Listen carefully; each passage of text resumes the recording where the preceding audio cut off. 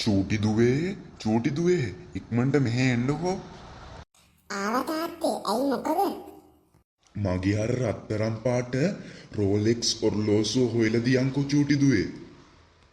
අනේ තාත්තේ මං හිතන්නේ ඒක අයියා ගත්තා. මම නම් දන්නේ. තොපිට ඉතින් මොකක් හරි කිව්වහම එක්ක නෑ එක්ක බෑ. ඔච්චරයි. ඉක්මනට ඕක හොයලා දියන් මට. නැත්තම් මගේ හැටි දන්නවනේ. හරි තාත්තේ මම මේ අම්මට කියන්න. අම්මේ අර රෝලෙක්ස් ඔර්ලෝසුව නැති වෙලා තාත්තට ඒක ඕනෙලු. අයියෝ පුතේ ඕක අයියා නේද අල්ලල්ල හිටියේ. මං අයියට කතා කරන්නම්කෝ. අයියා දන්නා ඇති. සුපූන් මෙහෙ වරෙන්. ඇයි අම්මේ මොකද? තමුසේ අර උඩ දදා හිටපු රෝලෙක්ස් ඔර්ලෝසුව තාත්තට ඕනෙලු. ඒක හොයලා දෙනවා.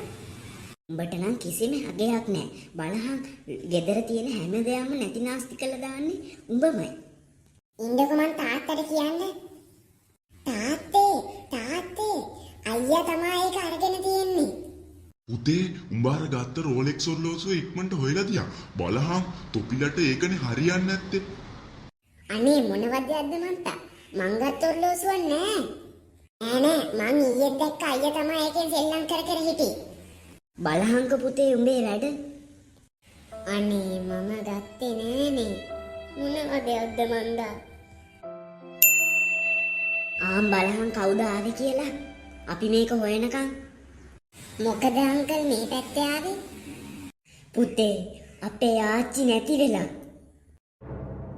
මොන මගුලක්ද අප්පා? මම ගත්තේ නෑ.